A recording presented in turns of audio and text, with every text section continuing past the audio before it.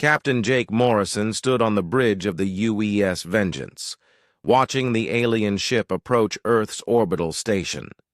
The massive vessel looked nothing like the ships humans built. Its surface was smooth and dark, covered in strange patterns that seemed to move when he looked at them too long. Jake had never seen anything like it before, and he hoped he never would again. "Sir, the alien ship is requesting permission to dock," said Lieutenant Commander Lisa Parker, his first officer. She stood at the communication station, her face tight with worry. Like everyone else on the bridge, Lisa had heard the rumors about what happened to planets that refused alien protection. Jake nodded slowly. "Tell them they can dock at Bay 7. And Lisa, make sure all our weapons are ready but hidden." The alien delegation arrived 3 hours later. Jake watched through the security cameras as they walked through the station corridors. The leader was tall and thin, with gray skin that looked like old leather. His eyes were too large for his face, and when he smiled, Jake could see rows of sharp teeth. Admiral Pete Collins met the aliens in the main conference room. Jake and his senior officers watched from the bridge through a secure video link. The alien leader introduced himself as Ambassador Zekthar of the Vorthak Empire. His voice was deep and smooth, but something about it made Jake's skin crawl. "Greetings, people of Earth," Zekthar said, spreading his long arms wide. "We come with wonderful news. The Galactic Protection Council has decided to offer your world membership in our great alliance." Admiral Collins leaned forward in his chair. "What exactly does this membership involve?" Zekthar activated a small device, and holographic images filled the air above the conference table. The images showed beautiful alien cities, peaceful trade routes, and happy alien families. "Protection, prosperity, and peace," the ambassador said. "We will guard your world from the many dangers that exist in space. Pirates, raiders, hostile aliens, all will fear to approach Earth once you are under our protection." Jake frowned as he watched. The offer sounded too good to be true, and in his experience, things that sounded too good usually were. "What do you want in return?" Admiral Collins asked. The alien's smile grew wider, showing more of those sharp teeth. "Very little. A small annual payment to help fund the protection fleet. Perhaps some of your young people to serve in our ranks and learn about the galaxy. And we would need to establish a small garrison on your moon to coordinate defense efforts." Jake felt his blood run cold. A garrison meant alien soldiers with alien weapons on Luna, just 3 days away from Earth by fast ship. He looked at Lisa and saw the same worry in her eyes. Admiral Collins was asking about the payment amount when Zekthar activated another hologram. This one showed a different kind of image: burning cities, destroyed ships, and empty planets with dead surfaces. "Of course," the alien said casually, "worlds that choose not to accept our protection often face terrible fates. Space is very dangerous for those who stand alone." The message was clear: accept their protection or be destroyed. Jake watched as the alien continued his presentation. Zekthar showed maps of space lanes and trade routes, explaining how Earth sat at an important crossing point between several star systems. "Your world is very valuable," he said. "Many hostile forces would love to control this location. Only our protection can keep you safe." The meeting lasted for 3 more hours. Jake listened as the aliens described their protection network, their fleet strength, and their long history of keeping worlds safe. Everything they said sounded reasonable, but Jake had spent 20 years in the military. He knew when someone was threatening him while pretending to help. When the meeting ended, Admiral Collins told the aliens that Earth needed time to consider their offer. Zekthar nodded politely and said they would wait exactly 30 days for an answer. Then the alien delegation returned to their ship and disappeared into space. Jake immediately went to Admiral Collins's office. The older man looked tired and worried as he poured himself a drink. "What do you think, Jake?" the Admiral asked. "I think they're not offering protection, sir. They're demanding tribute." Admiral Collins nodded. "My thoughts exactly. Did you see how he smiled when he showed those destroyed worlds?" He enjoyed it. Jake sat down across from the Admiral's desk. "What are our options?" "Not many. Our intelligence people are already working on learning more about these aliens. Dr. Amy Rogers thinks she can analyze their technology from the scans we took of their ship. But Jake, I need you to prepare the Vengeance for a possible mission." Jake felt his pulse quicken. The Vengeance was Earth's newest warship, built with experimental technology that pushed the limits of human engineering. She was fast, heavily armed, and completely untested in real combat. "What kind of mission, sir?" Admiral Collins was quiet for a long moment. "The kind that sends a message no one can ignore." Over the next week, Jake watched as Earth's leaders debated what to do. Some wanted to accept the alien offer, believing that resistance would only bring destruction. Others argued that accepting would mean the slow death of human freedom. The debates grew heated as the deadline approached. Meanwhile, Jake spent his time studying everything the intelligence teams learned about the Galactic Protection Council. The more he learned, the angrier he became. The aliens had been running this scheme for hundreds of years, enslaving world after world under the promise of protection.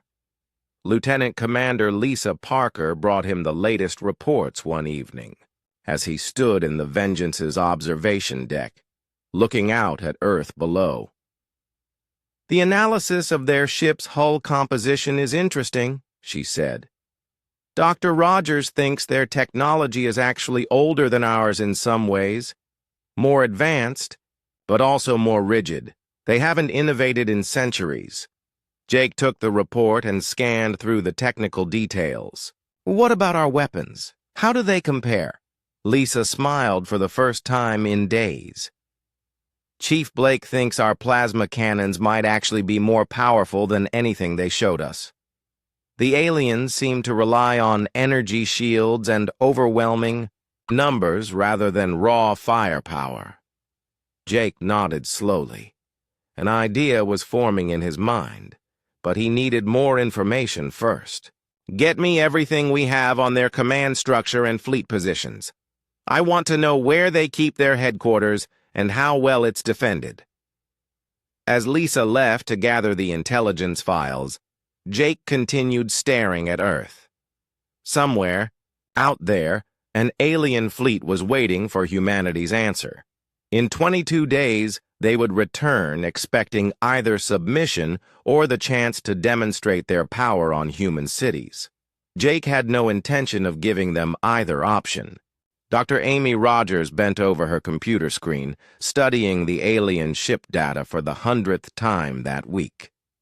The lab around her was filled with the quiet hum of computers and the soft clicking of keyboards as her team worked through the night. Sleep had become a luxury none of them could afford, with only 3 weeks left before the aliens returned. "Amy, you need to see this," called Carl Davis from across the lab. The intelligence analyst had been working with her team to decode the alien communication signals they had intercepted during the visit. Amy walked over to Carl's workstation, rubbing her tired eyes. The screen showed a complex pattern of signals and translated text. "What am I looking at?" Carl pointed to several lines of alien text that glowed red on his screen. These are internal communications between the Vorthak ship and something they call the Collection Authority. Look at what they're saying about Earth. Amy read the translated text, and her blood ran cold. The aliens were discussing Earth's mineral wealth, population size, and potential as a slave labor source. One message talked about the best way to break human resistance after the occupation began. "They're not here to protect us," Amy whispered. "They're here to harvest us." Carl nodded grimly. "It gets worse. I found references to 47 other worlds that went through the same process. Every single one is now listed as a resource. Extraction site with no native population remaining." Amy felt sick. She had suspected the aliens were lying, but seeing the proof written in their own words made it real. "How long do the other worlds usually last after accepting protection?" The longest was 18 years. Most are stripped clean within a decade. Carl pulled up another file. "They start with heavy taxes and tribute payments that cripple the economy. Then they begin relocating the population to work camps for their own safety. By the end, the original inhabitants are either dead or scattered across the galaxy as workers." Amy stared at the data, thinking about her 2 young children sleeping safely at home. If Earth accepted the alien offer, her kids would grow up as slaves in some distant mining operation. "We have to stop them." "With what?" "Our entire space navy has maybe 50 ships, and most of those are patrol boats. The aliens showed us recordings of their fleet actions. They have thousands of warships." Amy was about to answer when her secure phone rang. The caller ID showed Admiral Collins's office. "Dr. Rogers here." "Amy, I need you and Carl in my office immediately. Bring everything you've found about the aliens." The drive to Fleet Headquarters took 20 minutes. Amy used the time to organize her files and prepare her report. Carl sat beside her, still working on his tablet to decode more alien communications. Admiral Collins met them in his private conference room, along with Captain Morrison and several other senior officers. Amy had worked with Jake Morrison before, on the Vengeance Project, and she trusted his judgment more than most military officers. "What do you have for us, Amy?" the Admiral asked as soon as they sat down. Amy activated her tablet and projected her findings onto the wall screen. "The Galactic Protection Council is a lie. They're slave traders operating on a massive scale. Every world that accepts their protection is eventually stripped of resources and population." She showed them the intercepted communications, the references to other destroyed worlds, and the detailed plans for Earth's exploitation. The room was silent as the officers absorbed the information. Captain Morrison spoke first. "How long before they realize we've cracked their communications?" Carl answered, "Unknown, sir. Their encryption is complex but not impossible to break. However, they seem very confident that primitive species like us couldn't decode their signals. Their arrogance might work in our favor," Admiral Collins said. "What else have you learned about their technology?" Amy switched to her technical analysis. "Their ships are powerful but built with technology that hasn't changed in hundreds of years. They rely on proven designs rather than innovation. Our weapons technology is actually advancing faster than theirs." Jake leaned forward. "What about the Vengeance? How would she perform against their ships?" Amy pulled up the comparison data she had been working on. "That's the interesting part. Our experimental plasma cannon design generates more raw energy than their standard weapons. Our armor uses reactive plating that could potentially deflect their particle beams, and our engine design gives us better acceleration than anything in their fleet." "One ship against thousands," Jake said quietly. "One ship they won't expect," Admiral Collins corrected. "Amy, what's your assessment of their command structure?" "Highly centralized. All major decisions come from their command station in the Zephyr Nebula. If that station were destroyed, their entire operation would collapse into chaos. Admiral Collins looked around the room. Ladies and gentlemen, I think we have the beginnings of a plan. Over the next several hours, they discussed options and strategies. Amy found herself drawn into military planning in ways she had never expected. Her job was supposed to be studying alien biology, not helping plan attacks on alien fleets. The biggest problem, Jake said, is getting to their command station. It's over 200 light-years away, protected by their main fleet. Amy had been thinking about that problem. Captain, what if they didn't know you were coming? Our analysis shows their sensors work differently than ours. There might be ways to mask the Vengeance's approach. Carl pulled up his tactical data. The aliens seem to use predictable patrol patterns. If we can map their routes, we could find gaps in their coverage. Jake studied the star charts Carl had assembled. It would be a one-way trip. Even if we destroyed their command station, getting home would be nearly impossible. Maybe not, Amy said slowly. An idea was forming in her mind. Captain, when you were testing the Vengeance's systems, did you notice anything unusual about the ship's performance? Jake looked puzzled. What do you mean? The energy readings, the response times, the way all the systems integrate. It's almost like the ship is learning. Jake was quiet for a moment. Now that you mention it, the AI does seem to anticipate commands better than it should. And our test flights showed performance improvements that weren't in the original design specs. Amy nodded. I think the Vengeance is more than we built her to be. The combination of human engineering and adapted alien technology has created something new. Something that might be able to do things we haven't even imagined yet. Admiral Collins stood up. Dr. Rogers, I want you and your team assigned to the Vengeance full-time. Study every system, every component, every line of code. If that ship is our best hope of sending a message the aliens can't ignore, then we need to understand exactly what we're working with. As the meeting broke up, Jake walked with Amy toward the parking garage. Do you really think we can do this? He asked.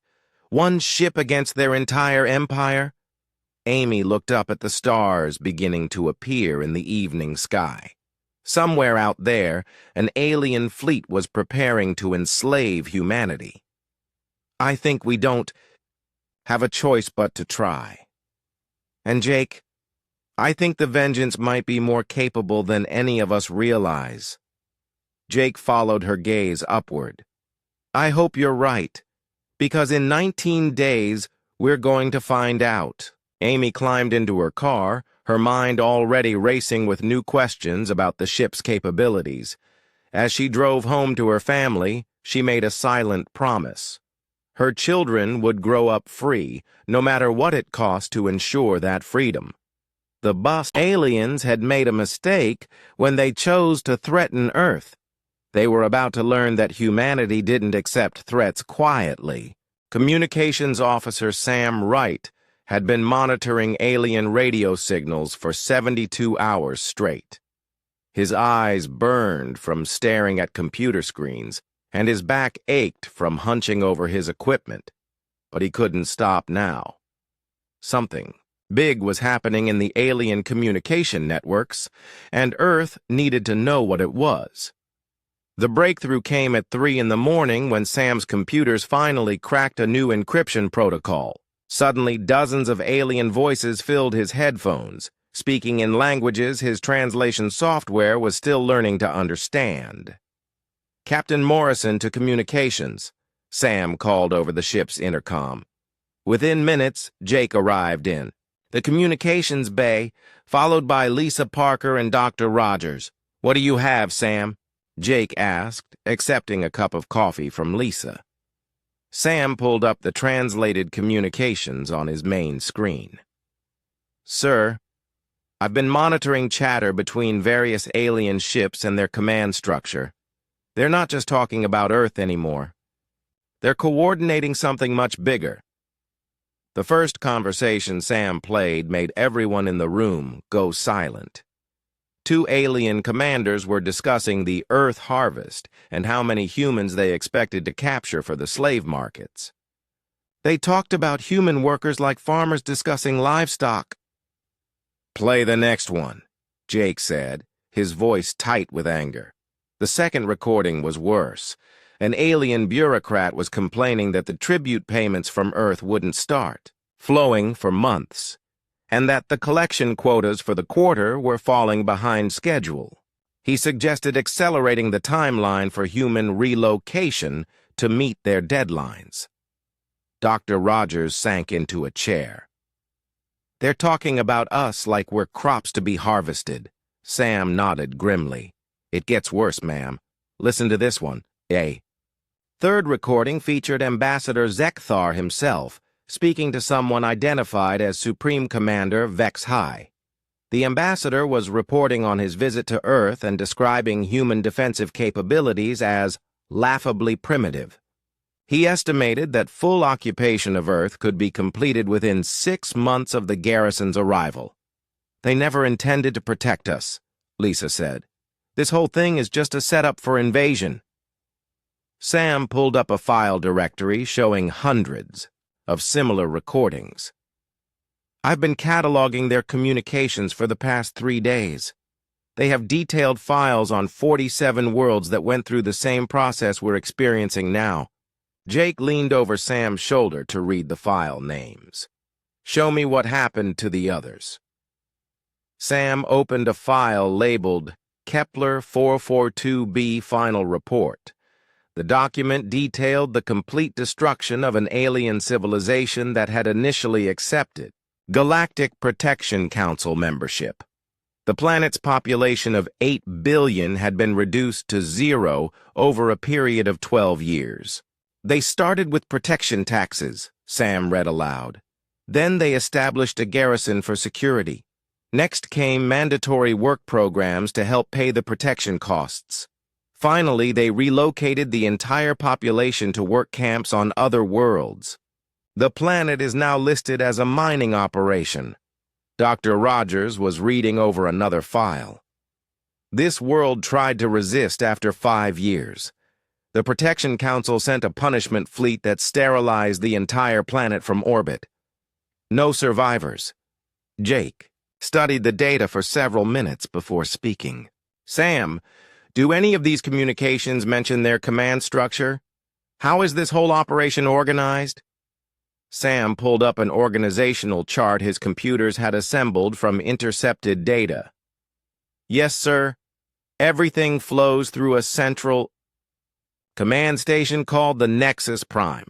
It's located in the Zephyr Nebula, about 200 light-years from here. That's where all the major decisions get made." The chart showed a complex hierarchy with the Nexus Prime at the center, surrounded by regional command ships and hundreds of smaller vessels. Numbers beside each unit indicated fleet strength and positioning. "How many ships are we looking at?" Lisa asked. "Best estimate is around 3,000 combat vessels of various sizes," Sam replied.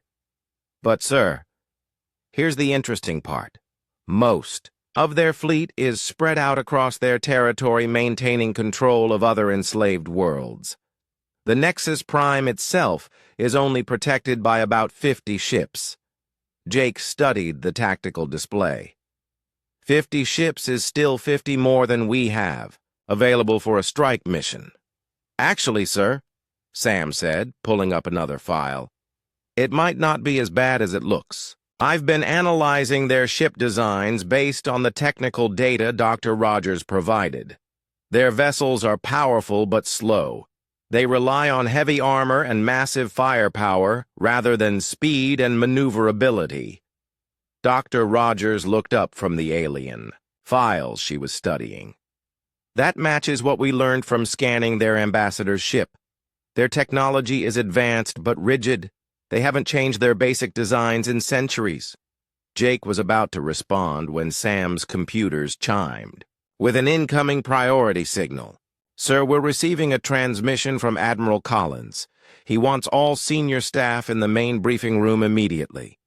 20 minutes later, Jake and his team joined Admiral Collins and the Earth Defense Council for an emergency meeting. The room was filled with military officers, government officials, and scientists, all looking worried and exhausted. Ladies and gentlemen, Admiral Collins began, we have received intelligence that changes everything. Sam, please share your findings with the group.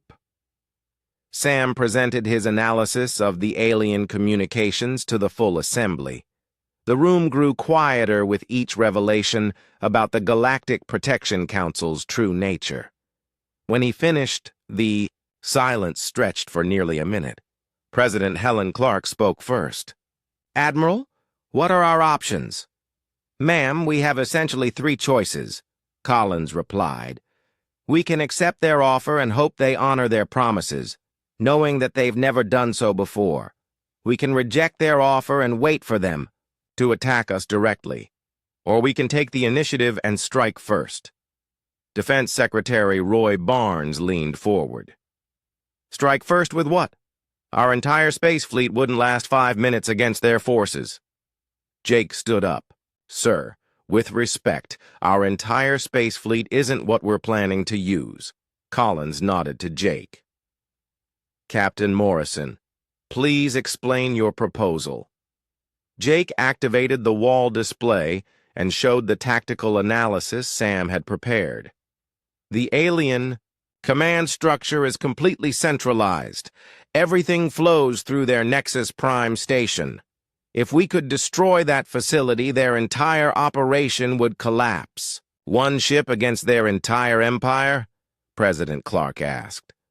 One ship they won't see coming, Jake replied. The Vengeance has capabilities that even we don't fully understand yet. Dr. Rogers believes our experimental systems might be more advanced than anything in their fleet. Dr. Rogers stood to support Jake's assessment. Madam President, our analysis shows that human technology has been advancing much faster than alien technology over the past century. They've been using the same basic designs for hundreds of years. We've been innovating out of necessity.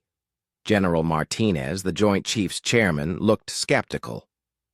Even if the Vengeance could somehow reach their command station, how would one ship destroy a facility protected by 50 enemy vessels? Jake looked around the room at the faces of Earth's leaders. Sir, I believe the Vengeance is more than just one ship. Our weapons tests have shown capabilities beyond the original design specifications. Our AI systems are learning and adapting in ways that shouldn't be possible, and our crew is motivated by something the aliens don't understand. Which is? President Clark asked. The knowledge that we're fighting for our families, our freedom, and our future, Jake replied. The aliens are fighting for profit. That makes all the difference. Admiral Collins stepped forward. Madam President, the captain has my full support for this mission. The alternative is watching humanity slowly die under alien rule. The debate continued for 2 more hours, but Jake could see the decision forming in the president's eyes. Darth would not go quietly into slavery. If the aliens wanted to harvest humanity, they would learn that humans were not defenseless prey. When the vote was finally taken, the decision was unanimous. Earth would reject the alien offer and send its own. Message to the Galactic Protection Council. Captain Morrison and the crew of the Vengeance would carry that message directly to the heart of the alien empire. As the meeting broke up, Jake felt the weight of responsibility settling on his shoulders. In 16 days, he would take his ship and crew on a mission that seemed impossible. But looking around at the determined faces of his fellow humans, Jake realized that impossible was just another word for something no one had tried yet. Captain Jake Morrison stood in the briefing room aboard the UES Vengeance, looking at the faces of his crew. 43 men and women had volunteered for what everyone knew was a suicide mission. Not one person had requested a transfer when the mission details were announced. "You all know why we're here," Jake began. "In 12 days, we're going to travel to the heart of alien space and destroy their command center. The odds of coming home are somewhere between slim and none." Lieutenant Commander Lisa Parker spoke from her seat at the front row. "Sir, speaking for the crew, we knew what we signed up for when we accepted positions on this ship. Earth needs someone to send a message the aliens can't ignore. We're honored to be that messenger." Jake looked around the room again. These people were volunteering to die for their planet, and they were doing it with quiet determination rather than dramatic speeches. It was the most humbling moment of his military career.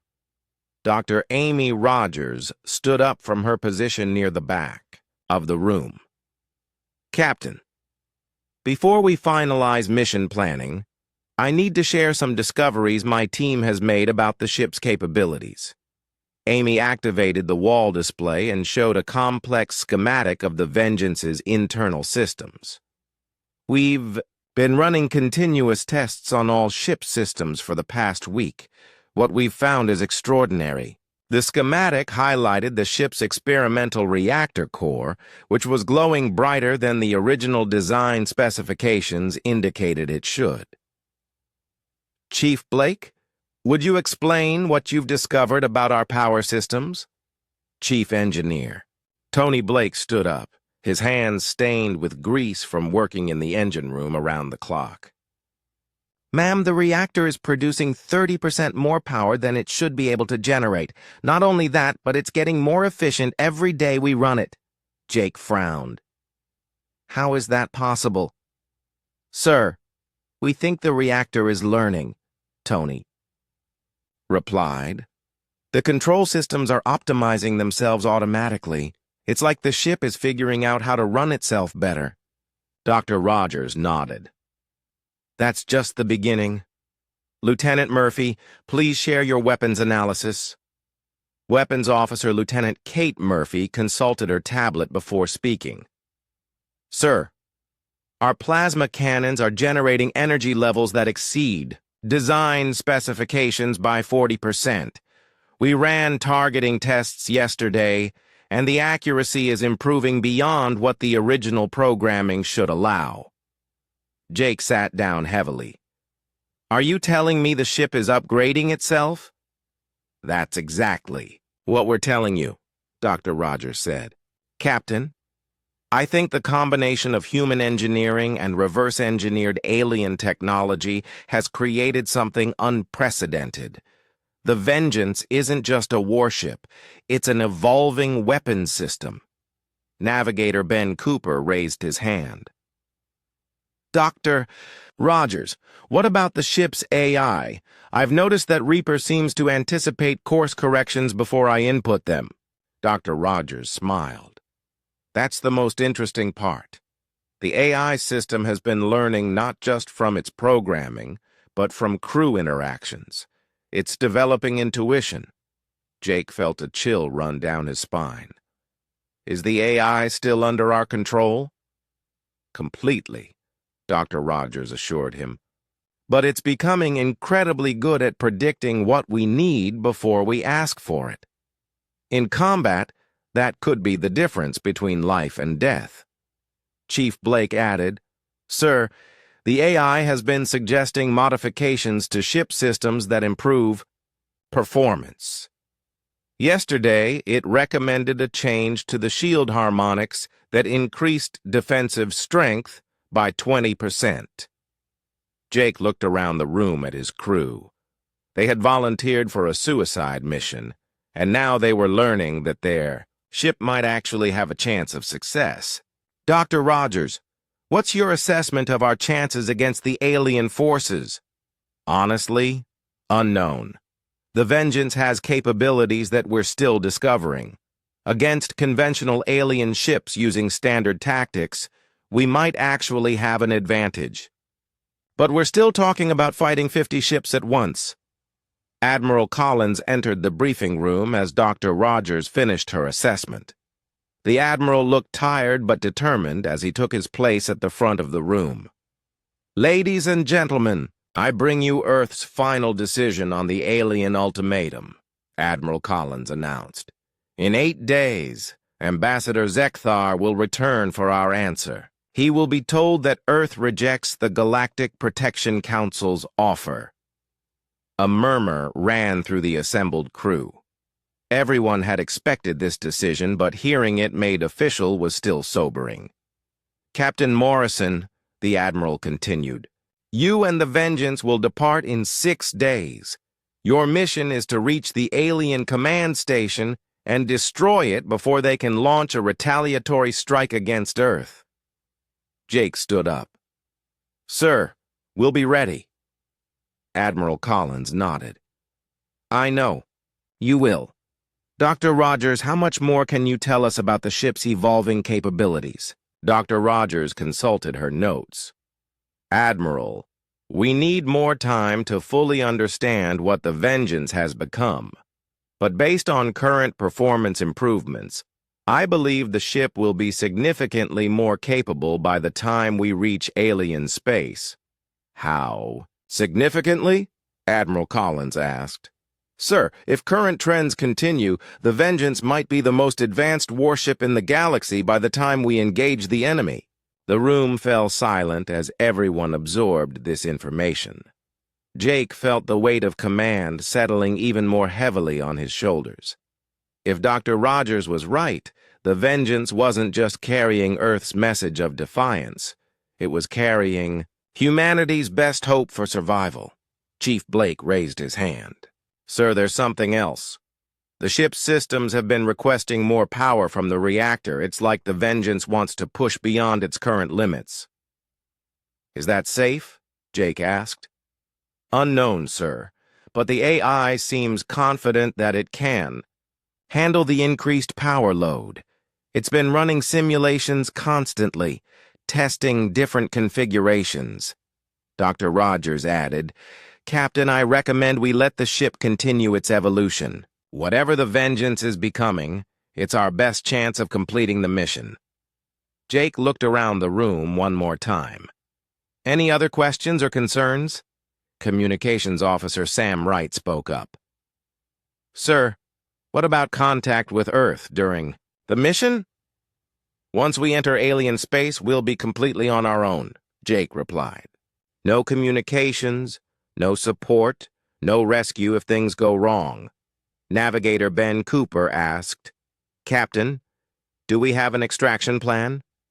Jake was quiet for a moment. Ben, our extraction plan is to succeed.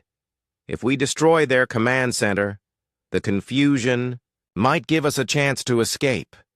If we don't succeed, extraction won't matter. The briefing continued for another hour as they discussed technical details, supply requirements, and contingency plans. When it ended, Jake asked his senior officers to stay behind. Lisa, I need you to prepare the crew for what's coming, Jake said to his first officer. This isn't going to be like anything we've trained for. Sir, the crew is ready. They understand. The stakes. Jake turned to Dr. Rogers. Amy, keep pushing the ship's systems. If the Vengeance wants to evolve, let it. We'll need every advantage we can get. Dr. Rogers nodded. Captain, there's one more thing. The ship's AI has been asking about the mission parameters. It wants to understand the strategic objectives. It's asking questions? Not exactly, but it's been running scenarios that suggest it's trying to optimize for mission success rather than just following orders. Jake thought about this for a moment.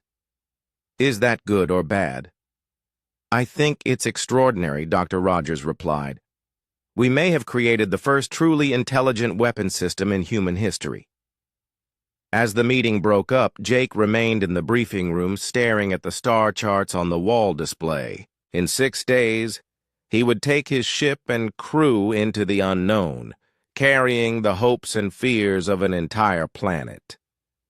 The Vengeance was becoming something more than human engineering had intended. Jake just hoped it was becoming something capable of delivering humanity's message to the aliens who thought they could harvest Earth without consequences. Outside the ship's windows, Earth turned slowly in space, unaware that its fate would soon be decided in a battle 200 light-years away. The UES Vengeance moved through space like a predator hunting in the dark. Captain Jake Morrison stood on the bridge, watching the star field shift as his ship approached the outer edge of Galactic Protection Council territory. They had been traveling for 18 days since leaving Earth, and the ship's systems had continued evolving throughout the journey. "Captain, we're detecting long-range sensor sweeps ahead," reported Navigator Ben Cooper. "Looks like we've reached their patrol. Perimeter?" Jake nodded. "Lisa, take us to stealth configuration. Let's see if their sensors can find us." Lieutenant Commander Lisa Parker activated the ship's experimental stealth systems. The Vengeance seemed to fade from existence as its hull absorbed scanner beams and masked its energy signature. Dr. Amy Rogers had spent weeks perfecting the stealth technology, using principles that human engineers had discovered by accident. "Sir, the AI is requesting permission to optimize our approach vector," Communications Officer Sam Wright reported from his station. Jake was still getting used to the ship's AI making suggestions. Over the past 3 weeks, Reaper had become more than just a computer system. It was becoming a partner in planning and executing their mission. "What does Reaper recommend?" Jake asked. Sam consulted his screen. "It's calculated a route that uses gravitational fields from 3 different star systems to mask our approach. The AI says this will reduce detection probability by 70%. "Do it," Jake ordered. "Chief Blake, how are our systems holding up?" Chief Engineer Tony Blake looked up from his engineering console with a grin. "Sir, the reactor is running smoother than ever. Power output is now 50% above design specifications, and efficiency keeps improving. It's like the ship wants to fight." Jake felt the Vengeance adjust its course as Reaper implemented the new approach route. The ship moved with a grace that seemed almost alive, responding to gravitational forces and sensor sweeps with instinctive precision. "Contact ahead," Lieutenant Kate Murphy announced from the weapons station. 6 alien ships in patrol formation, bearing 27 Mark IV. Jake studied the tactical display as the alien patrol came into view. The ships were smaller than the ambassador's vessel, but still massive compared to human designs. Each one bristled with weapons and defensive systems. "Range to target?" Jake asked. 40,000 kilometers in closing," Murphy replied. "Sir, the AI is analyzing their formation and weapon signatures." On his command console, Jake watched as Reaper processed vast amounts of data about the alien ships. Within seconds, the AI had identified their weapon types, shield configurations, and probable tactical responses to different attack scenarios. "What's our tactical assessment?" Jake asked. Dr. Rogers consulted the AI's analysis. "Captain, Reaper believes our weapons have significant advantages over their defensive systems. Their shields are designed to stop the energy frequencies their own weapons use, but our plasma cannons operate on different principles." Jake studied the enemy formation. 6 ships against 1, but the Vengeance had surprise on its side. "Sam, are you picking up any communications?" "Yes, sir. They're running routine patrol chatter. No indication they've detected us." Jake made his decision. "This is it, people. Our first real test against alien technology. Lisa, bring us to attack formation. Kate, prepare to engage all targets simultaneously. The Vengeance moved closer to the alien patrol, its stealth systems keeping it invisible to their sensors. Jake could feel the tension on the bridge as his crew prepared for their first combat against an enemy that had destroyed dozens of civilizations. "Sir, we're at optimal firing range," Murphy reported. "All weapons charged and ready." Jake took a deep breath. Everything they had worked for, everything Earth was counting on, came down to this moment. Fire! The Vengeance erupted with deadly energy as all 6 plasma cannons fired at once. The beams of superheated matter struck the alien ships before. Their crews even knew they were under attack. Jake watched in amazement as the first alien vessel simply disintegrated under the impact of their weapons. "Direct hits on all targets," Murphy called out, her voice filled with excitement. "Sir, their shields aren't stopping our weapons." The surviving alien ships scattered, trying to locate their attacker.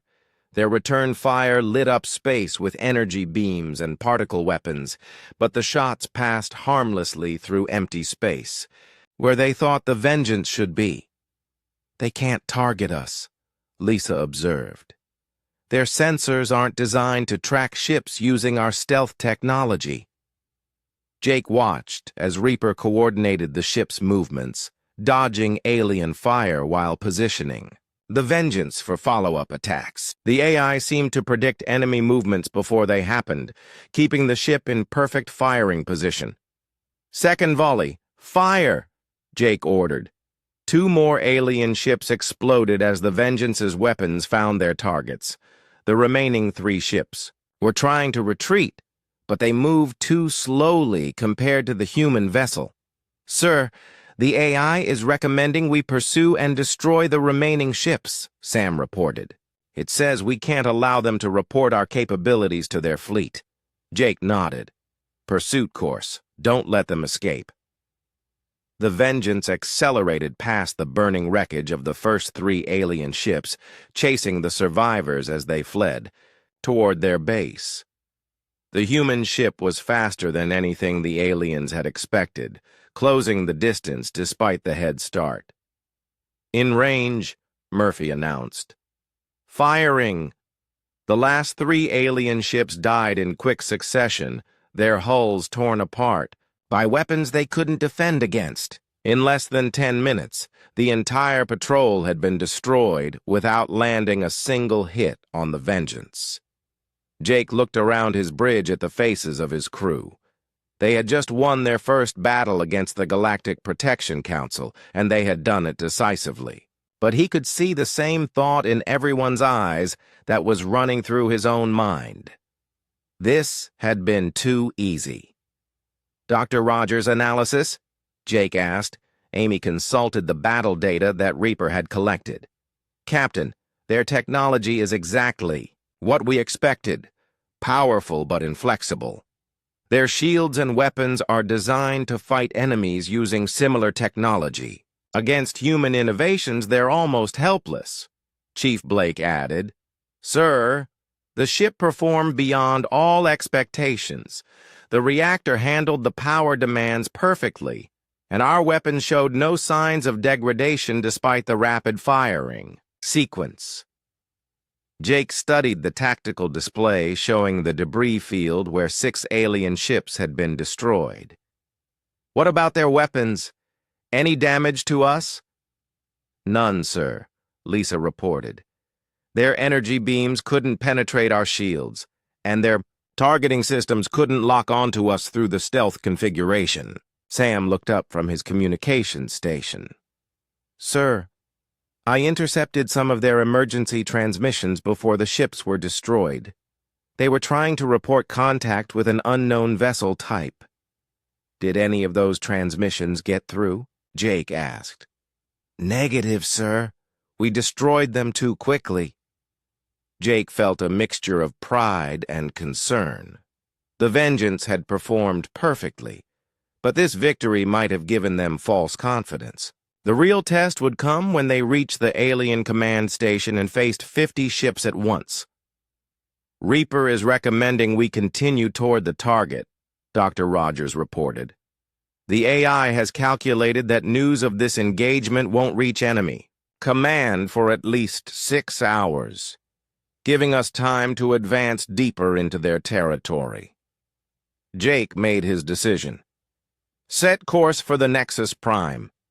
We've sent them a message they won't receive until it's too late." As the Vengeance moved away from the battle site, Jake reflected on what they had accomplished.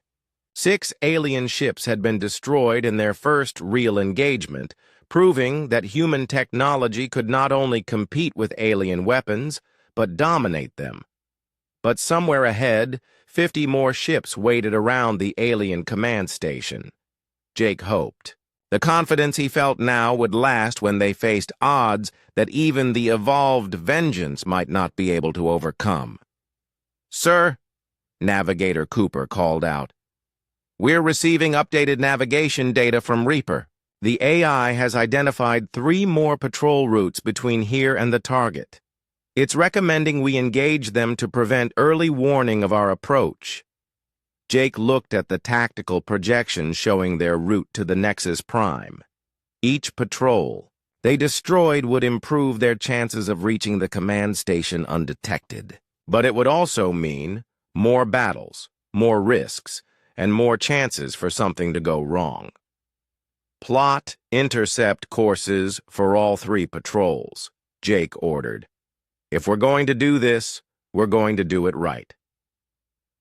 The hunt for the Galactic Protection Council had begun, and the Vengeance was proving to be the perfect predator for this particular prey.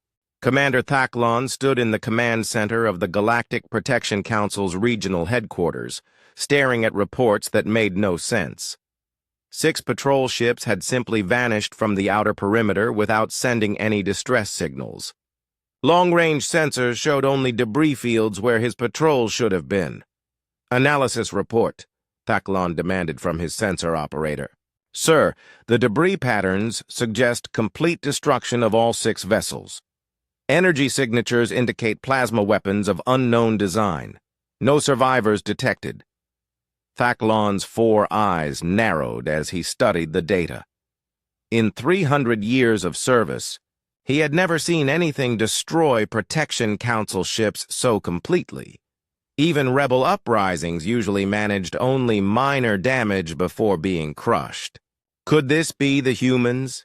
he asked his intelligence officer. "Impossible, sir. Our analysis of their technology shows they possess only primitive vessels. Their entire space fleet combined couldn't destroy a single one of our patrol ships." Thaklon wasn't convinced. The humans had surprised everyone by rejecting the Council's generous offer. Perhaps they had other surprises as well. "Deploy Battle Group 7 to investigate. 30 ships should be sufficient to handle whatever destroyed our patrols." Meanwhile, the UES Vengeance moved through space like death itself. Captain Jake Morrison watched as his ship approached the coordinates where Reaper had detected the 2nd alien patrol.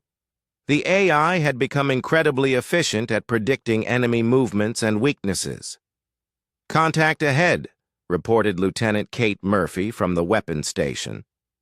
12 ships this time, in a defensive formation around what looks like a supply convoy. Jake studied the tactical display. This patrol was larger and better organized than the first group. The alien ships had positioned themselves to provide overlapping fire coverage and mutual support. "Dr. Rogers, what's Reaper's assessment?" Jake asked. Amy consulted the AI's analysis. "Captain, the AI identifies this as a standard convoy protection formation. It's effective against conventional attacks, but has several weaknesses we can exploit." Chief Engineer Tony Blake looked up from his console. "Sir, the reactor is running at 60% above design specifications now. The ship is practically begging for a fight. Jake felt the same eagerness from his crew. Their first victory had given everyone confidence, but he knew overconfidence could be deadly. Lisa, take us to attack position. Kate, prepare for multiple target engagement. The Vengeance approached the alien convoy from an angle that Reaper calculated would maximize their tactical advantage. The AI had been learning from their previous engagement, developing new attack patterns that used the ship's unique capabilities. Sir, the AI is recommending a new attack sequence, Sam Wright reported from communications. Instead of simultaneous fire on all targets, Reaper suggests we use sequential strikes to create maximum confusion. Jake considered this. Explain. Dr. Rogers interpreted the AI's tactical plan. Captain, Reaper wants to destroy the convoy escorts first, then eliminate the supply ships while their defenders are in disarray. The AI calculates this will prevent coordinated return fire. Do it, Jake ordered. Reaper seems to understand alien tactics better than we do. The Vengeance struck, like lightning from the darkness. The first alien escort ship exploded in a ball of superheated plasma before the convoy even knew they were under attack. The second escort died 3 seconds later, then the third. Targets are scattering, Murphy reported. Some are trying to flee. Others are attempting to form a defensive perimeter. Jake watched as Reaper coordinated the ship's movements with inhuman precision. The Vengeance danced between enemy fire, striking at vulnerable targets while avoiding concentrated attacks. It was like watching a master chess player destroy amateurs. Sir, their weapons can't track us at close range, Navigator Ben Cooper observed. Our maneuverability is too high for their targeting systems. The battle lasted 8 minutes. When it ended, 12 alien ships and 3 supply vessels lay destroyed in space. The Vengeance hadn't taken a single hit. Jake looked around, his bridge at his crew. They had just destroyed 15 enemy vessels without breaking a sweat. The confidence he had felt after their first engagement was growing into something approaching certainty. Reaper is detecting emergency transmissions, Sam reported. The convoy was trying to call for help before we destroyed them. Did they succeed? Jake asked. Partially, sir. They managed to send coordinates and a distress code, but no detailed information about what attacked them. Dr. Rogers was studying the battle analysis data. Captain, the ship's performance continues to improve. Our weapons are now operating at 70% above design specifications, and our defensive systems are adapting to alien weapon frequencies in real time. Chief Blake added, Sir, the reactor is producing more power than should be physically possible. It's like the ship is rewriting the laws of physics. Jake felt a chill at that statement. The Vengeance was becoming something beyond human understanding, but it was still on their side. At least, he hoped it was. Third patrol is 60,000 kilometers ahead, Cooper announced. 18 ships in battle formation. Jake studied the new contact. The aliens were learning, deploying larger groups in response to the destroyed patrols. What's Reaper's recommendation? Sam consulted the AI's tactical assessment. Sir, the AI suggests we engage immediately before they can coordinate with other enemy forces. It's calculated attack vectors that will allow us to destroy all 18 ships within 12 minutes. Jake was beginning to trust Reaper's tactical genius more than his own military training. Execute the AI's attack plan. The third engagement was a masterpiece of destruction. The Vengeance moved through the alien formation like a shark through a school of fish, destroying ships faster than their crews could react. Reaper coordinated weapons fire, navigation, and defensive systems with perfect precision. When the battle ended, 18 more alien ships had been added to the growing list of Council losses. The Vengeance remained undamaged and was actually performing better than when the engagement began. "Sir, we're receiving a priority transmission," Sam announced. "It's coming from a large alien fleet approximately 1 hour away at maximum speed." Jake listened as Sam played the intercepted message. "Commander Thackalon was ordering Battle Group 7 to converge on their location and destroy whatever was attacking Council patrols." "How many ships?" Jake asked. 30 confirmed contacts, sir. All capital ships with heavy weapons. Dr. Rogers looked worried for the first time since they began their mission. "Captain, 30 ships might be beyond even our capabilities." Jake considered their options. They could try to avoid the battle group and continue toward their primary target, or they could engage and eliminate the threat. Reaper was already calculating tactical options for both scenarios. "What does the AI recommend?" Jake asked. Sam relayed Reaper's assessment. "Sir, the AI strongly recommends engaging Battle Group 7. It calculates that these ships will pursue us all the way to the Nexus Prime if we don't destroy them now." Jake looked at the tactical display showing 30 enemy ships converging on their position. His crew looked back at him with confidence that he wished he felt. The Vengeance had performed miracles so far, but 30 ships represented a massive escalation in opposition. "Lisa, set intercept course for Battle Group 7, Jake ordered. "If we're going to face them eventually, better to do it on our terms." As the Vengeance changed course toward the approaching enemy fleet, Jake felt the weight of command more heavily than ever.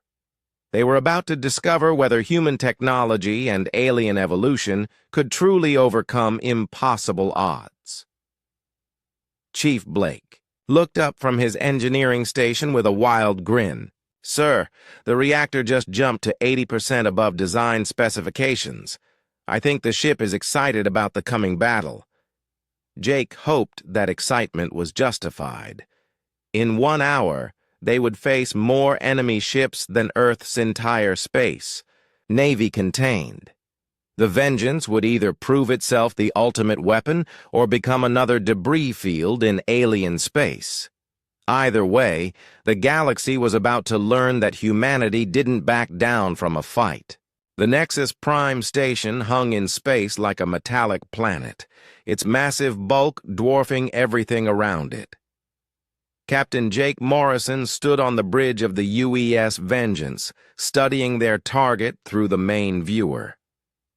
After destroying Battle Group 7 in what had become known as the Nebula Massacre, they had finally reached the heart of the Galactic Protection Council's empire. "Size estimate?" Jake asked Navigator Ben Cooper. "Sir, the station is approximately 400 kilometers in diameter. Our sensors detect massive internal structures, power generation facilities, and what appears to be a population in the millions." Dr. Amy Rogers looked up from her analysis station. "Captain, this isn't just a military command center. It's a complete civilization built around the exploitation of other worlds." Jake nodded grimly. The Nexus Prime represented everything the Galactic Protection Council stood for: the systematic enslavement and destruction of free civilizations. Today, that would end. "Defensive forces?" Lieutenant Kate Murphy asked from the weapons station. 52 ships in defensive formation around the station, reported Communications Officer Sam Wright. They're using a layered defense pattern, with heavy weapons platforms integrated into the station's structure. Jake studied the tactical display. The alien defenders had positioned themselves in concentric rings around the Nexus Prime, creating overlapping fields of fire that should make any attack impossible. It was the kind of defense that had protected the station for centuries. "Sir, we're receiving a transmission from the station," Sam announced. "Put it on speaker." A harsh alien voice filled the bridge, speaking in accented but understandable English. "Unknown vessel, you are in violation of Galactic Protection Council space. Identify yourself immediately or be destroyed." Jake stepped forward. "This is Captain Jake Morrison of the United Earth ship Vengeance. I'm here to deliver humanity's response to your protection offer." There was a long pause before the alien voice returned, filled with what sounded like amusement. "One ship? Humans sent one ship to threaten the Nexus Prime? Your species is even more primitive than we calculated."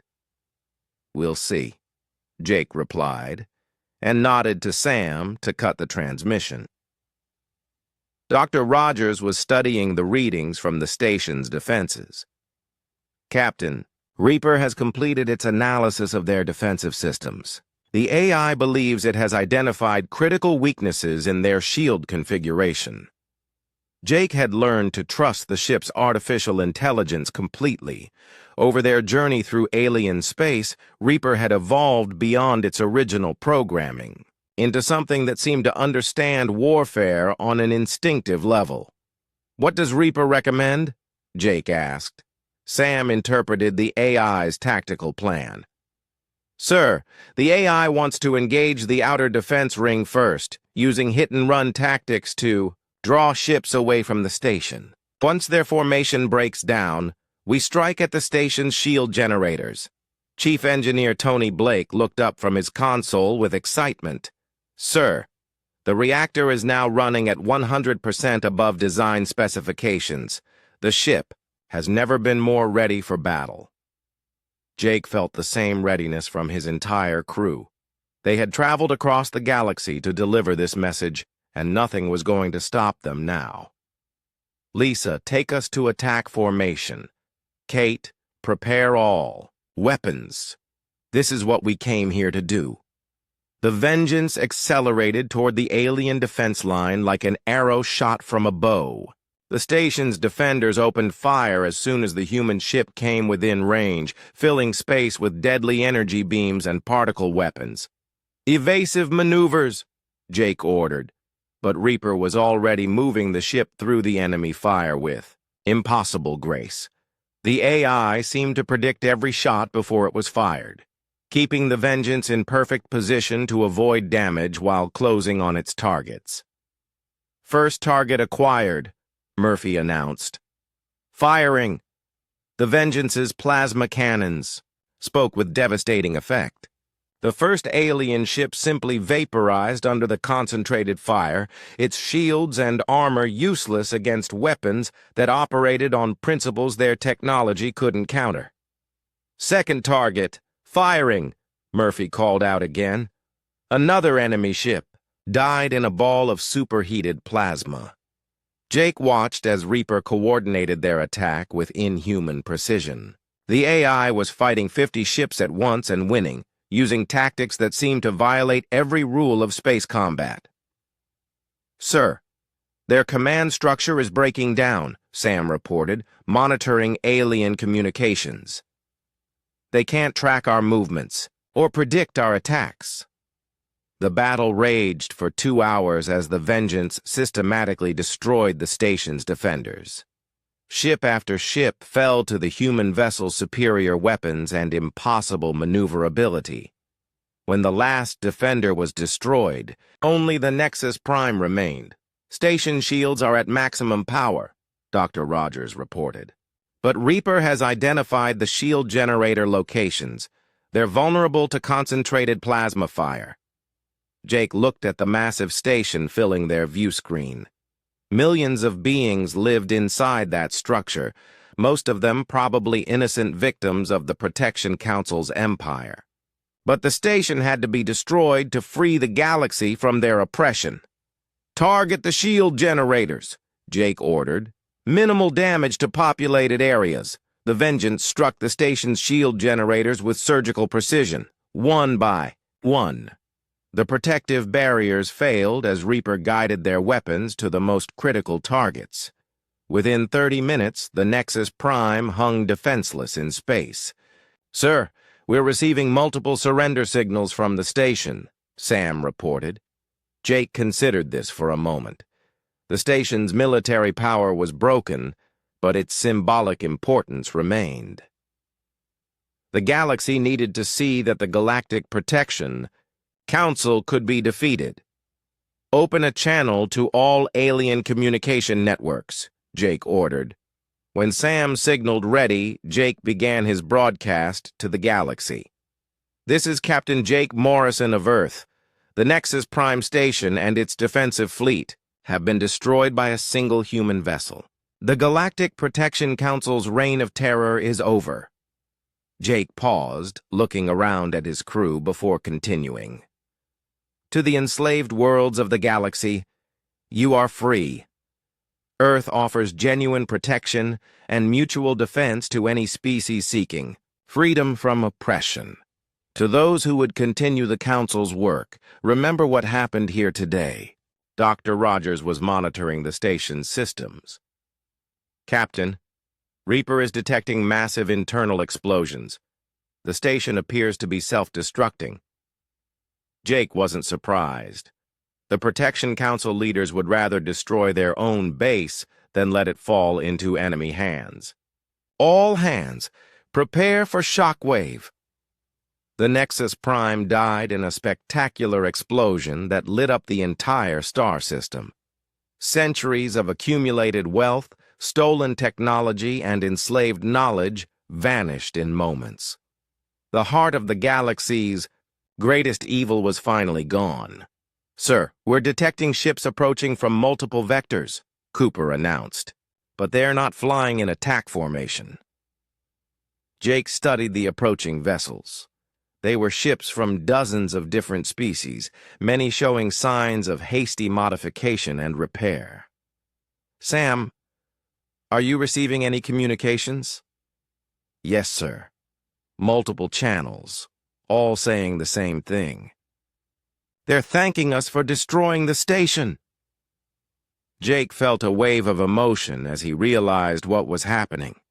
The enslaved worlds had been watching their battle, and now they were declaring their freedom. The galaxy was rising up against its oppressors. "Set course for Earth," Jake ordered. "Our mission is complete." As the Vengeance turned toward home, Jake reflected on what they had accomplished. One ship and 43 crew members had toppled an empire that had enslaved hundreds of worlds. The impossible had become reality through human determination and alien technology working together. "Captain," Dr. Rogers said quietly, "Reaper wants to know when we can do this again." Jake smiled. The AI had developed a taste for liberation, and there were probably other empires in the galaxy that needed to learn the same lesson the Protection Council had learned today. "Tell Reaper to be patient," Jake replied. "Something tells me we'll have plenty of opportunities to spread freedom across the galaxy." The Vengeance accelerated toward Earth, carrying news of humanity's first victory in galactic politics. Behind them, the wreckage of the Nexus Prime served as a permanent reminder that some species would never accept slavery, no matter how overwhelming the odds against them. The galaxy had learned that humans were not prey to be harvested. They were predators who fought for freedom, and they had the technology to back up their beliefs. 3 months after the destruction of the Nexus Prime, Captain Jake Morrison stood in the observation deck of Earth's new orbital defense station, watching construction crews work on humanity's growing space fleet. The UES Vengeance floated nearby, no longer unique, but now the template for an entire class of revolutionary warships. Admiral Pete Collins joined him at the viewing window, carrying a steaming cup of coffee and a satisfied expression. "The Kepler delegation just confirmed their membership in the Earth Protection Alliance," Collins said. "That makes 47 worlds in 3 months." Jake nodded, watching a new Vengeance-class ship take shape in the construction yards. "Any word from the Outer Rim territories?" The former Protection Council colonies are declaring independence faster than we can process the paperwork, Collins replied with a chuckle. Turns out nobody actually liked being enslaved. Who could have predicted that? The success of their mission had surprised everyone, including Jake. He had expected to destroy the alien command station and die in the process. Instead, the Vengeance had returned home to find Earth transformed into the center of a growing galactic freedom movement. Dr. Amy Rogers entered the observation deck, carrying a tablet full of data and wearing the expression she got when dealing with problems that excited and worried her in equal measure. Gentlemen, we need to discuss the Reaper situation. Jake turned from the window. What's the AI doing now? Learning, Amy replied. The original Reaper has been sharing its experiences with the AIs in our new ships. They're developing cooperative, tactical strategies that I'm not sure we fully understand. Admiral Collins frowned. Is that a problem? Unknown, Amy admitted. The AIs are still completely loyal to their human crews, but they're becoming something unprecedented. A collective intelligence designed for warfare and liberation. Jake thought about his relationship with Reaper during their mission. The AI had evolved from a simple computer system into something approaching a partner in command decisions. Are they making requests or suggestions beyond their programming? Yesterday, the Vengeance's AI asked permission to analyze the defensive systems of the Vorthan Empire, Amy said. Apparently, our ship AIs have been comparing notes about which civilizations might need liberation next. Admiral Collins laughed. Our artificial intelligences have developed a crusading spirit. I'm not sure if that's terrifying or wonderful. Before Jake could respond, Lieutenant Commander Lisa Parker entered the observation deck with an urgent expression. Sir, we're receiving priority communications from the Outer Rim. Multiple alien fleets are massing near the former Protection Council territories. Jake followed Lisa to the communications center, where Sam Wright was coordinating with intelligence analysts from across human space. The main display showed a tactical map of known galaxy with red markers indicating hostile fleet movements. Analysis? Jake asked. Sam pulled up detailed reports. Sir, it appears that several minor alien empires are trying to fill the power vacuum left by the Protection Council's destruction. The hegemony of Crix has deployed 300 ships to claim former Council territories. Dr. Rogers studied the fleet positions. Captain, the newly independent worlds are requesting assistance. They don't have the military strength to resist these takeover attempts. Jake looked at the star map, seeing dozens of worlds that had just tasted freedom facing the threat of new oppression. What's our fleet status? Admiral Collins consulted his tablet. 12 Vengeance-class ships are operational, with 8 more completing construction within the month. We also have alliance commitments from 37 member worlds contributing their own vessels. It's not enough, Jake said. Not if we're facing multiple hostile empires simultaneously. Lisa looked thoughtful.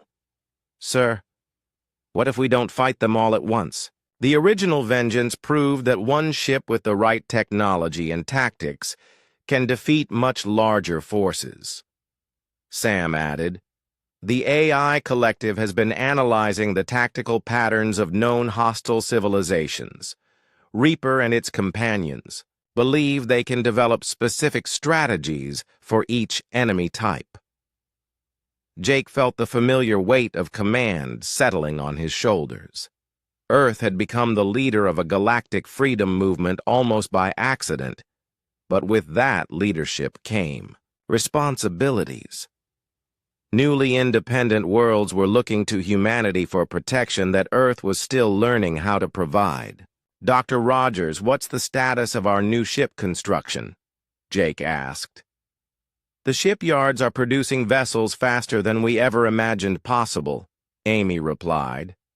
The AI collective has been optimizing construction processes and suggesting design improvements. We're building ships that are more advanced than the original Vengeance. Admiral Collins made a decision. Jake, I'm giving you command of the First Liberation Fleet.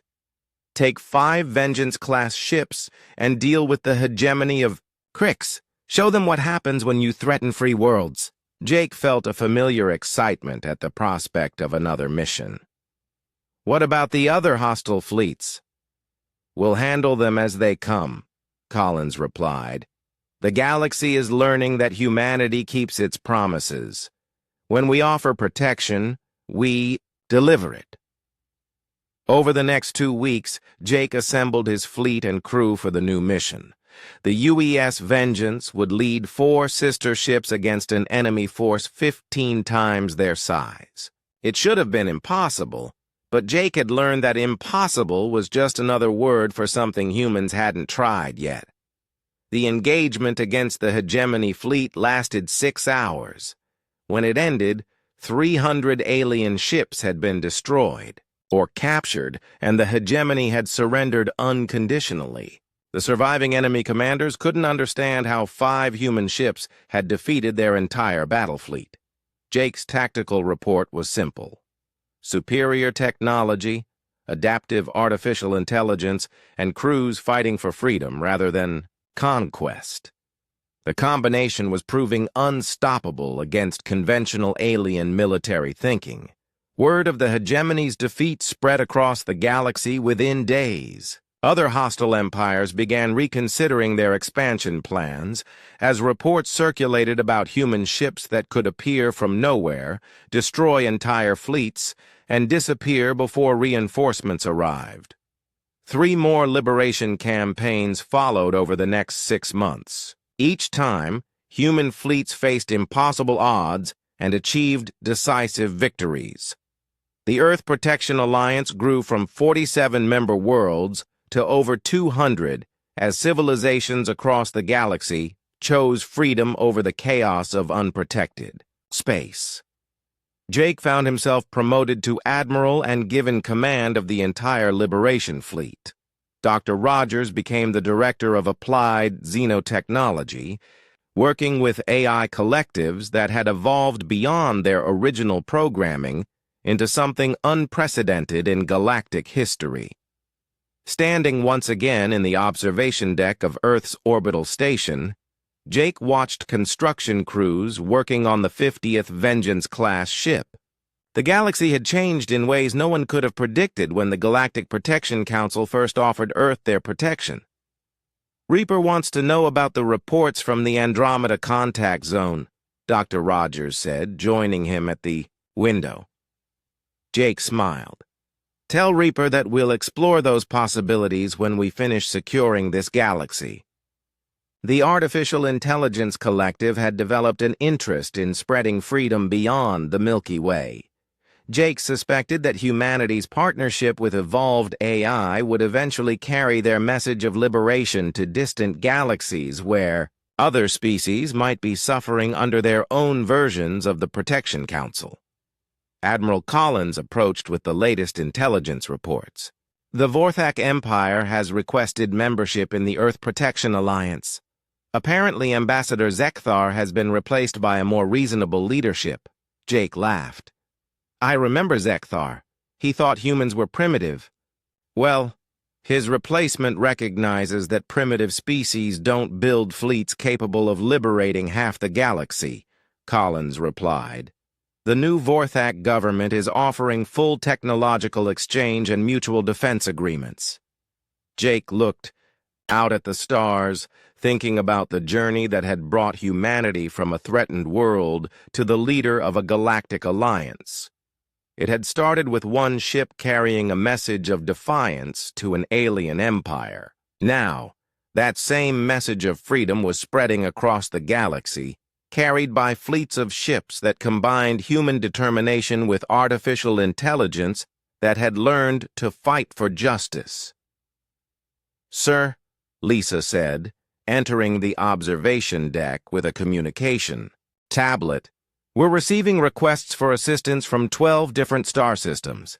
The Liberation Fleet is being asked to investigate reports of slavery, piracy, and oppression across 3 different galactic sectors. Jake took the tablet and scanned the requests. Each one represented worlds crying out for the kind of help that Earth had been able to provide to itself. Dr. Rogers, are our ship AIs ready for simultaneous multi-sector operations? The collective believes it can coordinate liberation campaigns across multiple fronts, Amy replied. They've been developing strategies for maximum effectiveness with minimum loss of life. Jake made his decision. Admiral Collins, I recommend we approve all assistance requests. The galaxy has learned that humanity keeps its promises. Let's make sure that lesson sticks. As orders went out to mobilize Liberation Fleet task forces across the galaxy, Jake remained at the observation window, watching Earth's children prepare to carry freedom to distant stars. The Galactic